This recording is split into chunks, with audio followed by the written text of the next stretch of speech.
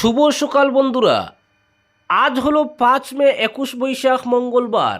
আজকের সকালের বিশেষ বিশেষ খবর হলো আসামে হ্যাট্রিকের সঙ্গে সেঞ্চুরি বিজেপির, হিন্দু সংখ্যাগরিষ্ঠ প্রায় সব কেন্দ্রেই জয়, তছনছ কংগ্রেস। হাইলাকান্দিতে বিজেপির প্রত্যাবর্তন, আলগাপুরে কংগ্রেসের রেকর্ড জয়, মিলনের কাছে দোরাশায়ী রাহুল রায়, লক্ষাধিক ভোটে জয়ী জুবাইর এনাম। কাঠিগোড়া বড়খোলায় জমি হারালো কংগ্রেস, বাজিমাত কমলাক্ষ কিশোরের। কমলাক্ষ 1,10,758 ভোট, কিশোর পেয়েছেন 1,02,775। মুসলিমের দলে পরিণত কংগ্রেস, 19 বিধায়কের 18 জনই সংখ্যালঘু, হারলেন গৌরব, খাতা খুলতে পারেনি লুরিনের দল। ভোটের ফলাফলে দুই প্রাক্তন মুখ্যমন্ত্রীর পুত্রের পরাজয়, চমকপ্রদ জয় ছিনিয়ে নিলেন আমিনুল হক। শিলচরের রাজদ্বীপের জয়ে 23 নম্বর ওয়ার্ডে উচ্ছ্বাস সমর্থকদের। 99,000-এর বেশি ভোটে জয়ী কৌশিক, অভিনন্দন সাংসদ কোনাদের। বরাকে ধাক্কা এজিপিকে, মুখ্যমন্ত্রীর ঘনিষ্ঠ 3 প্রার্থীর ভরাডুবি। পাতারকান্দি রামকৃষ্ণনগরে বিজেপির দখল অটুট, উত্তর দক্ষিণে কংগ্রেসের ঘাঁটি অক্ষুণ্ণ। জনতার রায়ে জয়, উন্নয়নের অঙ্গীকার, উত্তর করিমগঞ্জে জাকারিয়া আহমেদের স্পষ্ট বার্তা। এবং সর্বশেষ খবরটি হল বরাকে বিজেপির দাপুটে ফলাফল, 13টির মধ্যে 9 আসনে জয়। এবারে শুনুন বিস্তারিত খবর। 2026 সালের বিধানসভা নির্বাচনে হাইলাকান্দি জেলায় ভোটের ফল যেন নতুন রাজনৈতিক বার্তা নিয়ে এলো। ভোটাররা স্পষ্টভাবেই আস্থা রাখলেন যুব নেতৃত্বের উপর। অভিজ্ঞতার পাশাপাশি নতুন উদ্যম ও পরিবর্তনের প্রত্যাশা থেকেই জেলার দুই গুরুত্বপূর্ণ আসনে উঠে এলেন দুই তরুণ মুখ।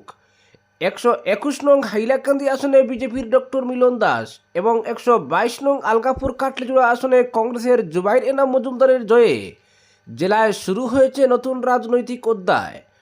পাশাপাশি হাইলাকান্দিতে বিজেপির প্রত্যাবর্তন ও আলগাপুরে কংগ্রেসের রেকর্ড জয়ের ইতিহাস রচিত হলো এবার।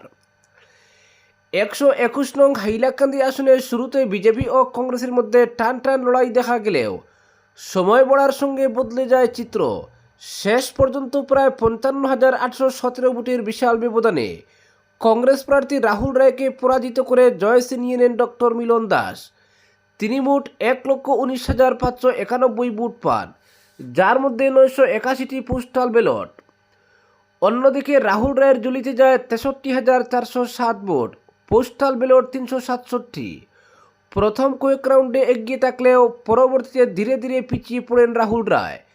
শেষ পর্যন্ত গেরুয়া শিবিরের দীর্ঘ প্রতীক্ষার অবসান ঘটিয়ে প্রায় 35 বছর পর হাইলাকান্দিতে বিজেপির বিধায়ক নির্বাচিত হন ডক্টর মিলন দাস। হিন্দু ভোটের পাশাপাশি নিজের ভোট ব্যাংক অটুট রেখে সংখ্যালঘু ভোটের একাংশ নিজের দিকে টানতে সক্ষম হন তিনি। অন্যদিকে 122 নং আলগাপুর কাটলিজোড়া কেন্দ্রে যেন কংগ্রেসের একতরফা আধিপত্যই দেখা গেল। জেলার 3 বিধায়ক রীতিমতো ধরাশায়ী হন ওই আসনে।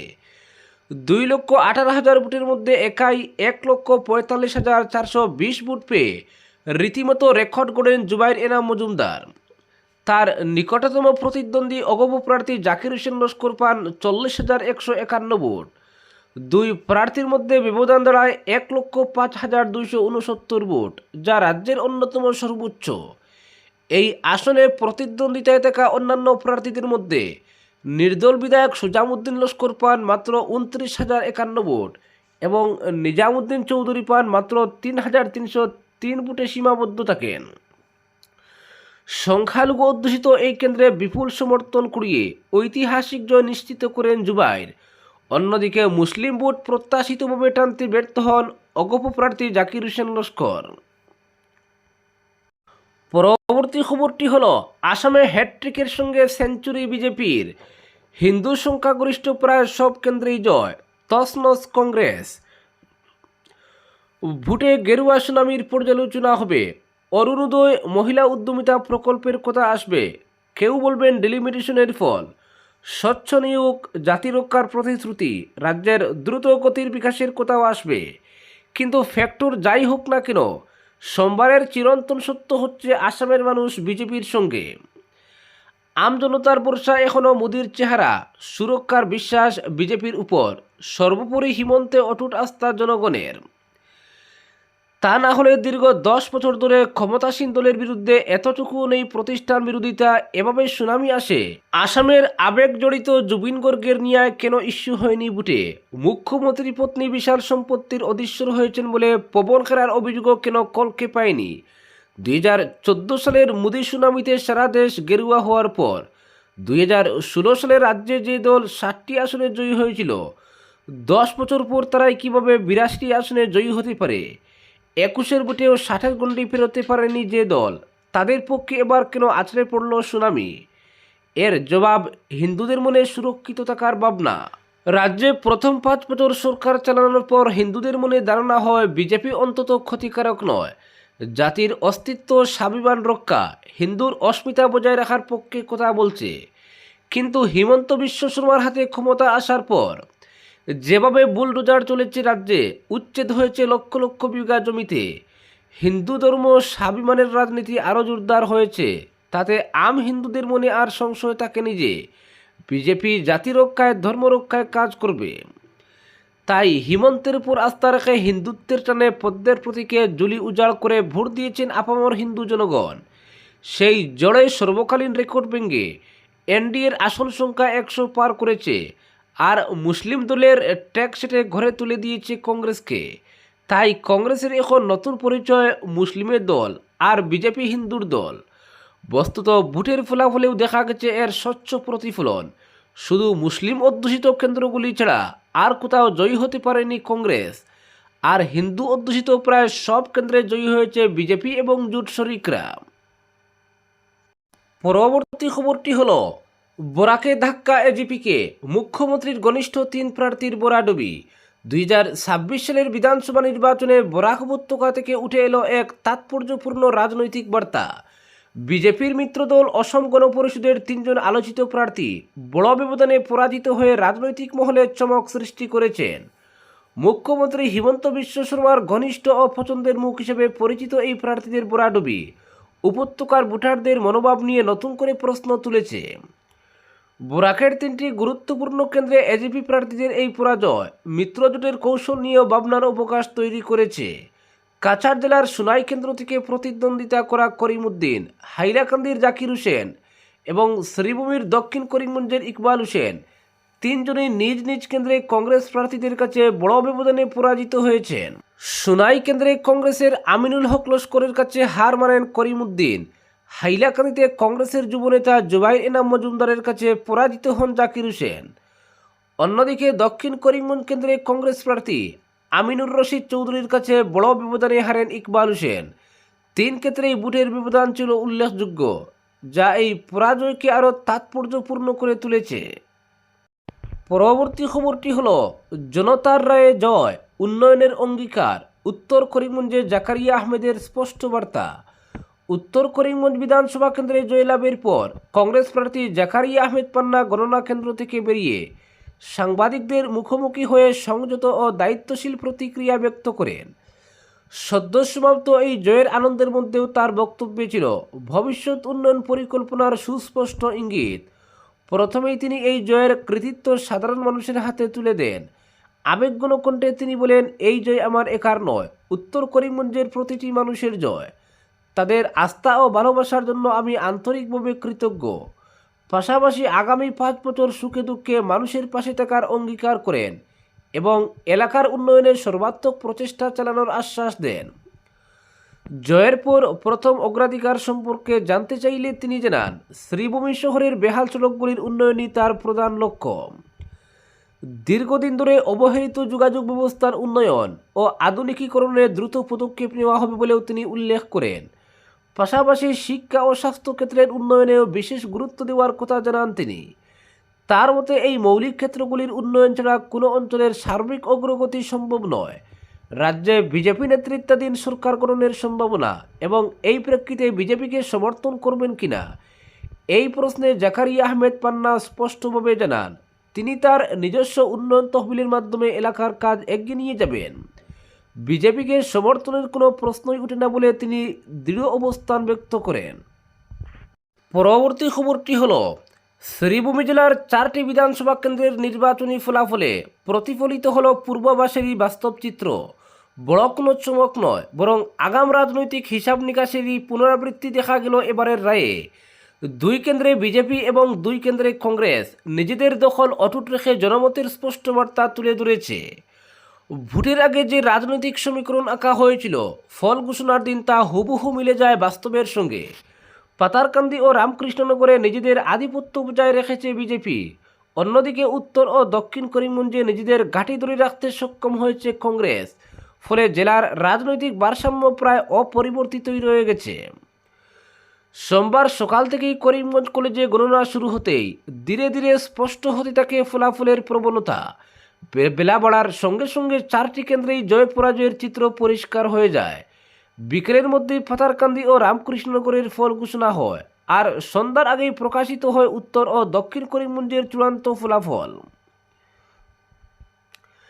নির্বাচন কমিশনের কড়াকড়ি নির্দেশিকার ফলে জয় উদযাপনে মিছিল, আবির খেলা বা বাজি পোড়ানোর দৃশ্য তেমন চোখে পড়েনি। শাসক ও বিরোধী উভয় শিবিরের সংযম লক্ষ্য করা গেছে, যা নির্বাচনী শৃঙ্খলার ইতিবাচক দৃষ্টান্ত হিসেবে উঠে এসেছে। ফলাফলের হিসেবে পাতারকান্দিতে বিজেপির কৃষ্ণেন্দু পাল 98,101 ভোট পেয়ে কংগ্রেসের কার্তিক সেনা সিনহাকে 46,764 ভোটে পরাজিত করেন। রামকৃষ্ণনগরে বিজেপির বিজয় মালাকার 1,34,013 ভোট পেয়ে কংগ্রেস প্রার্থী সুরুচি রায়কে 83,765 ভোটে হারিয়ে নিজেদের দাপট বজায় রাখেন। অন্যদিকে উত্তর করিমগঞ্জে কংগ্রেসের জাকারিয়া আহমেদ পান্না 1,21,056 ভোট পেয়ে বিজেপির সুব্রতকে 26,596 ভোটে পরাজিত করেন।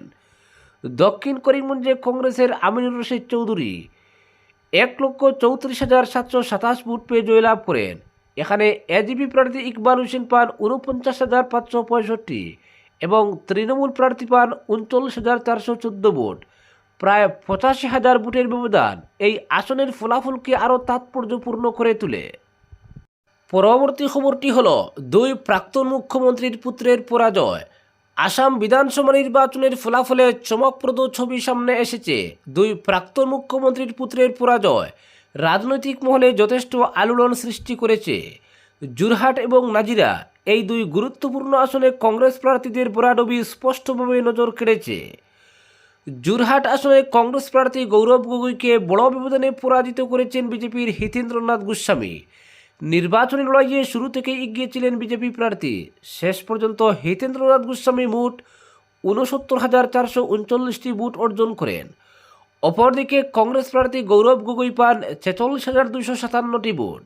ফলে প্রায় 23,182 ভোটের ব্যবধানে জয় নিশ্চিত করেন হিতেন্দ্রনাথ গোস্বামী।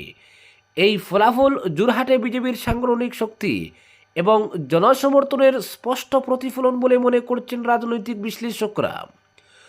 অন্যদিকে নাজিরা আসনে কংগ্রেসের জন্য পরিস্থিতি অনুকূল নয়। প্রাক্তন মুখ্যমন্ত্রীর পুত্র তথা কংগ্রেস প্রার্থী দেবব্রত শইকিয়া বিজেপির প্রার্থী ময়ূর বরগুহাইয়ের কাছে পরাজিত হয়েছেন। এই 2 আসনের ফলাফল স্পষ্ট করছে যে এবারের নির্বাচনে বিজেপি শক্ত অবস্থান তৈরি করেছে।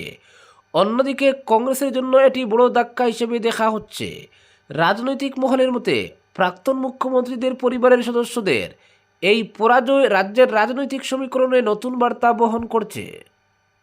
পরবর্তী খবরটি হল কাছাড়ে নিজেদের দখলে থাকা জমিটাও ধরে রাখতে পারল না কংগ্রেস। কাটিগড়া এবং বড়খোলাকে হারিয়ে সোনাই বিধানসভা কেন্দ্র দিয়েই মান রক্ষা করল বিরোধী দল। ফলে জেলায় কংগ্রেসের 2টি বিধায়কের স্থলে এবার সবেদন নীলমণি আমিনুল হক লস্কর। জেলার 7 বিধানসভার 6টি কেন্দ্রেই জয়ী হয়েছে বিজেপি। না, পুরো রাজ্যের মতো কাছাড় জেলায় ঘুরে দাঁড়াতে পারল না কংগ্রেস, উল্টো নিজেদের দখলে থাকা জমি হারালো দল। জেলার কাটিগড়া এবং বড়খোলা বিধানসভা কেন্দ্র কংগ্রেসের দখলে ছিল, কিন্তু এবার এই 2 কেন্দ্র হারাতে হয়েছে। বড়খোলায় বর্তমান বিধায়ক মিসবাহুল ইসলাম লস্কর সহ একাধিক টিকিট প্রত্যাশীকে বঞ্চিত করে নতুন কংগ্রেসী ডক্টর অমিত কালওয়ারকে প্রার্থী করেছিল দল। আশা ছিল ডক্টর অমিত কালওয়ারকে দিয়েই এবার এই কেন্দ্রে বাজিমাত করবে দল। নির্বাচন ঘোষণার বহু আগে থেকেই ভোটযুদ্ধে নেমে পড়েছিলেন ডক্টর কালওয়ারও। বেশ জাঁকজমকভাবে ভোটযুদ্ধ চালিয়ে যান তিনি। ফলে এই কেন্দ্রে ডক্টর কালওয়ারের জয় নিশ্চিত ধরে নিয়েই অঙ্ক কষছিলেন দলের নেতারা। কিন্তু সোমবার ভোট গণনায় নিমেষে কংগ্রেসের সব আশা আকাঙ্ক্ষাকে গুড়িয়ে দেন বিজেপির প্রার্থী প্রাক্তন বিধায়ক কিশোর নাথ। কংগ্রেস প্রার্থী ডক্টর কালওয়ারকে কুপোকাত করে বিশাল ব্যবধানে বিজয়ী হন কিশোর। শুধু হার নয়, ভোটের ফলাফল দেখে মনে হচ্ছে বিজেপির প্রার্থীকে চ্যালেঞ্জের মুখে দাঁড় করাতে ব্যর্থ হয়েছেন কংগ্রেস প্রার্থী। বিজেপির কিশোরনাথ 1,02,775 ভোট পেয়ে জয়ী হয়েছেন, আর কংগ্রেসের ডক্টর কালওয়ার পেয়েছেন মাত্র 63,162 ভোট। 36,613 ভোটের বিশাল ব্যবধানে পরাজিত হয়েছেন কংগ্রেস প্রার্থী। এবারের নির্বাচনে কাটিগুড়া বিধানসভা কেন্দ্রেও জমি ধরে রাখতে ব্যর্থ হয়েছে বিরোধী দল কংগ্রেস। 2021 সালের নির্বাচনে এই কেন্দ্রে জয়ী হয়েছিলেন খলিল উদ্দিন মজুমদার। এবার এই কেন্দ্রে বিজেপির টিকিট বঞ্চিত প্রাক্তন বিধায়ক অমর চাঁদজনকে দলে টেনে প্রার্থী করেছিল দল। একেবারে উড়ে এসে জুড়ে বসা প্রার্থী টিকিট প্রদান নিয়ে দীর্ঘ টালবাহানার পর দলীয় একাধিক টিকিট প্রত্যাশীকে বঞ্চিত করে মনোনয়ন জমা দেওয়ার একেবারে শেষ পর্যায়ে বিজেপির অমর চাঁদজনকে মাঠে নামায়। দলীয় নেতৃত্ব হয়তো ভেবেছিলেন বিজেপির এই প্রাক্তন বিধায়ককে মাঠে নামিয়ে নিজেদের দখলে থাকা এই কেন্দ্রে ফের একবার বাজিমাত করা যাবে, কিন্তু কংগ্রেসের এই ফর্মুলা ডাহা ফেল হয়েছে। কংগ্রেস প্রার্থী বিজেপি প্রার্থী কমলাক্ষ দে পুরকায়স্থের সামনে কার্যত দাঁড়াতেই পারেননি। রেকর্ড ভোটে জয়ী হন কমলাক্ষ দে পুরকায়স্থ। 1,10,758 ভোট পেয়েছেন তিনি। এই কেন্দ্রে কংগ্রেসের অমর চাঁদজন পেয়েছেন 73,078 ভোট। 37,680 ভোটের ব্যবধানে পরাজিত হন কংগ্রেস প্রার্থী। ফলে নিজেদের দখলে থাকা এই দুই কেন্দ্র কংগ্রেসকে হারাতে হয়েছে। আজকের বিশেষ সংবাদ এখানেই সমাপ্ত।